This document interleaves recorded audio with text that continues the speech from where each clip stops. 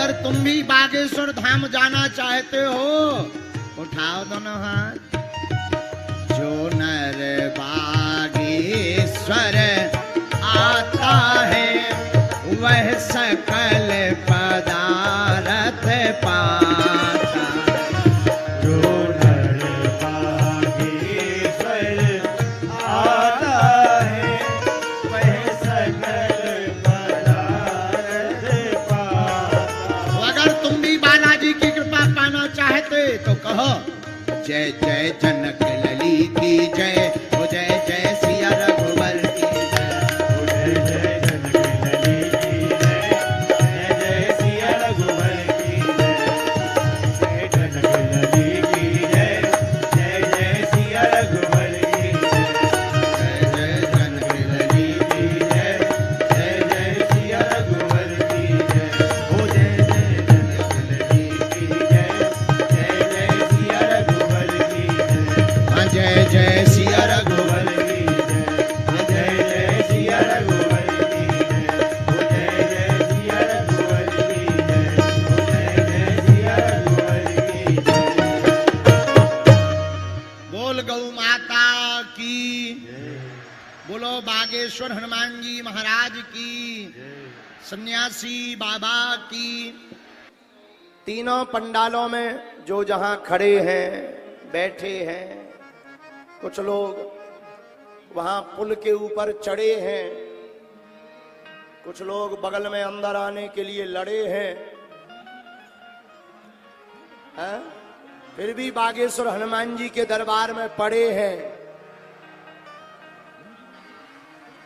बहुत दिन से कथा दिल्ली में हुई भी नहीं थी।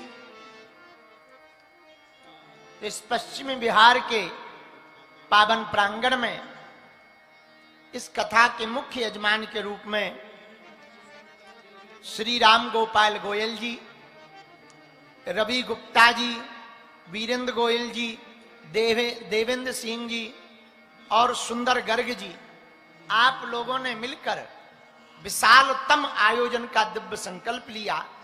हमारे बड़े ही प्रिय श्री रवि जी ने इस संकल्प की चेतना को प्रारंभ में जगाया था। देखो, कथा वृथा को मिटाती है, कथा जीवन जीना सिखाती है। कथा परिस्थिति तो नहीं बदलती, पर मनः स्थिति जरूर बदलती है। कथा उस भगवत तत्व के प्रति आकर्षित करती है जिसने पूरी दुनिया बनाई है। कथा जीवन जीने की शैली को संजो देती है। कथा शुद्धि भी करती,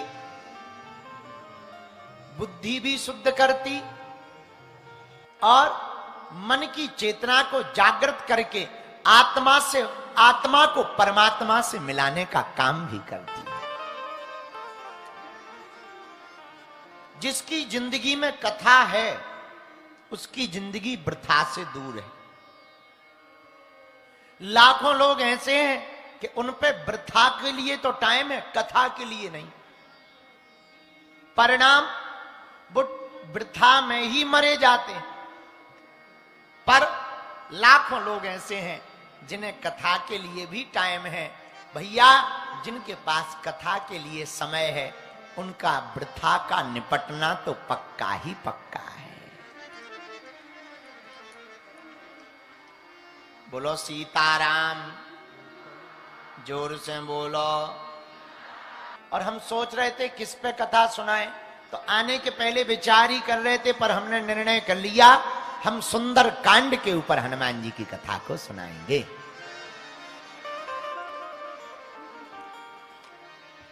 चूंकि पूर्व में 2 दिन पहले जो घटना हुई, उस घटना के बाद ये पहली कथा है, तो हम चाहेंगे कि कथा शुरू करने के पहले हम लोग पहलगांव की उस घटना के लिए 2 मिनट, एक क्षण भी सही मौन धारण कर लेते हैं और भगवान से उस दिवंगत आत्माओं के लिए प्रार्थना करते हैं। और प्रार्थना के साथ साथ ये भी प्रार्थना करें कि भारत सरकार पाकिस्तान को मजा जरूर चखा देवे। हाँ, और मजा ऐसी ना चखाए। देखो, बुरा ना मानना, हम तो एक बात बहुत प्रार्थना पूर्वक कहेंगे, पहलगांव की घटना पर जो हुई है निश्चित रूप से बहुत निंदनीय घटना है, बहुत दुखद है। उन्होंने धर्म पूछ करके मारा। भारत की सरकार खूब निंदा कर रही है। हम तो एक बात पहलगांव की घटना पर भारत सरकार से कहेंगे, हर बार की तरह निंदा मत करो, पाकिस्तान के घर में घुसकर जाओ या फिर हमारे मरे लोगों को जिंदा करो।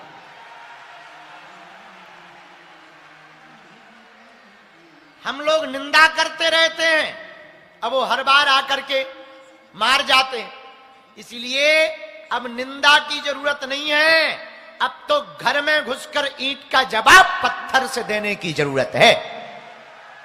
अच्छा, अब 20 साल पुराना भारत थोड़ी है, अब तो वर्तमान का सर्वशक्ति संपन्न भारत है। ये मिसाइलें, गोले किस लिए रख रखे, कब काम आएंगे? अभी एक सज्जन बता रहे थे, बोले परीक्षण चल रहा है। हमका परीक्षण करना ही है तो पाकिस्तान पे कर लो, यहां काहे को परीक्षण कर रहे बेफिजूली में? यही परीक्षण वहां कर लो, झंझट खत्म, होने पता भी लग जाएगा कि जिसका परीक्षण इतना खतरनाक होगा, जिसका टेलर इतना खतरनाक होगा, उसकी पिक्चर कितनी खतरनाक नहीं होगी।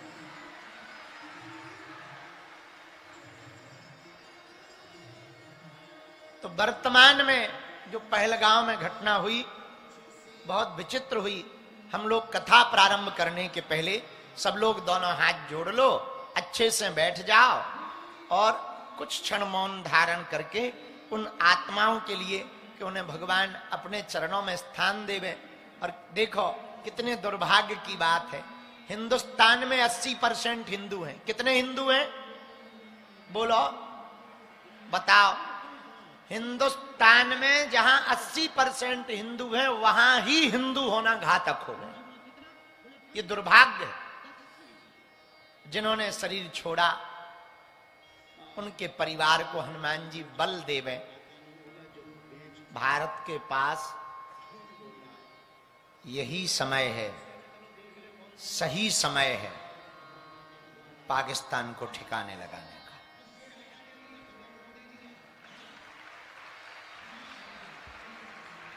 और अगर अभी नहीं लगा पाएंगे तो आए दिन हमारे भारत के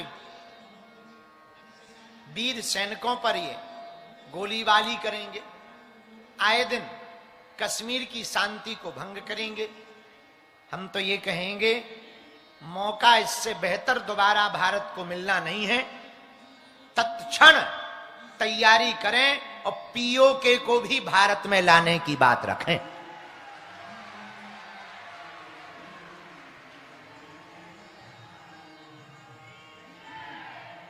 अगर हम चुप बैठे रहेंगे, केवल निंदा करेंगे, केवल ट्वीट करेंगे, बहुत दुख है, ऐसी प्रार्थनाएं केवल बार बार करेंगे तो ये निंदा और ये ट्वीट तुम करते ही रहोगे, वो जो है मारते रहेंगे। दुर्भाग्य है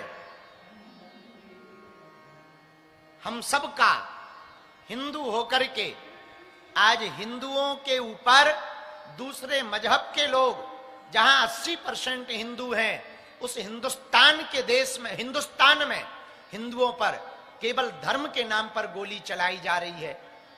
बुरा ना मानना, सांपों को कितना भी दूध पिला लो, ये जब भी फन उठाएंगे काट के ही मानेंगे।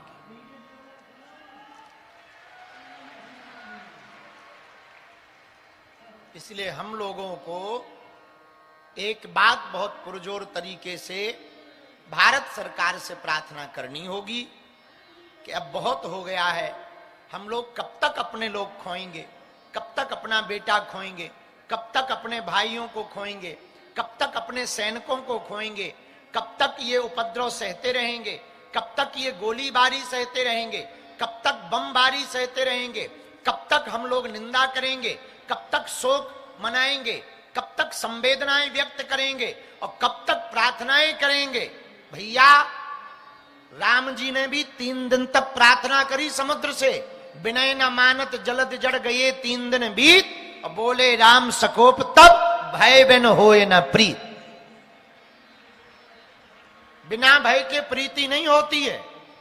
और अब तो हम कमजोर भी नहीं है, अब तो हम साधारण भी नहीं है, अब तो 1950 वाले भारत भी नहीं है, 2025 का भारत है जिसके सामने दुनिया लोहा मानती है। वो भारत है जब पूरी दुनिया दोनों बाहें फैला करके स्वागत करती है। ऐसे समय पर ही अगर अपने दुश्मन को मजा ना चखा सकें तो आखिर कब मजा चखा पाएंगे।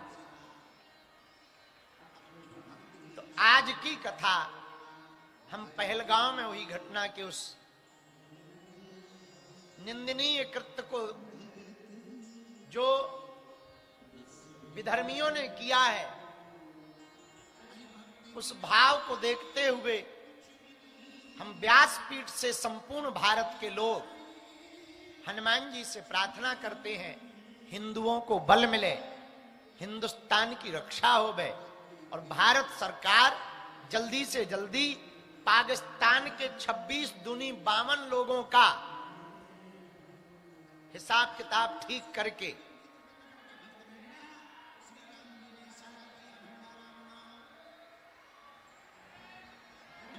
हमने कुछ बोला नहीं है, आपने गलत समझा होगा। हमने ये कहा हिसाब किताब कर देवे, चुकती कर देवे। हम कहते किसी को मारना नहीं है, लेकिन जिन आतंकियों ने हमारे हिंदुओं के परिवारों को उजाड़ा है उन्हें छोड़ना भी नहीं है।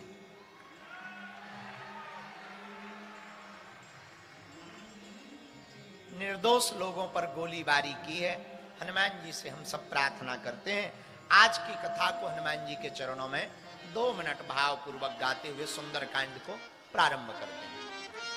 सुंदरकांड की महिमा बड़ी अद्भुत है। आहा, सुंदरकांड की पहली चौपाई 5 दिन तक गाएंगे। इसी चौपाई के आधार पर हनुमान जी की कथा को सुनाएंगे और चौपाई सबको याद ही होगी। जामवंत के बचन सुहाए,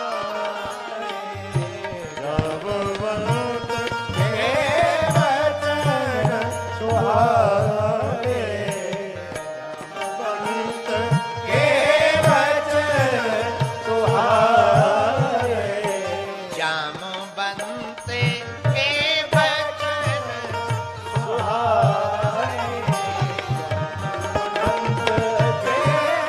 बचन सुहाए, सुनी हनुमंत हृदय अति भाव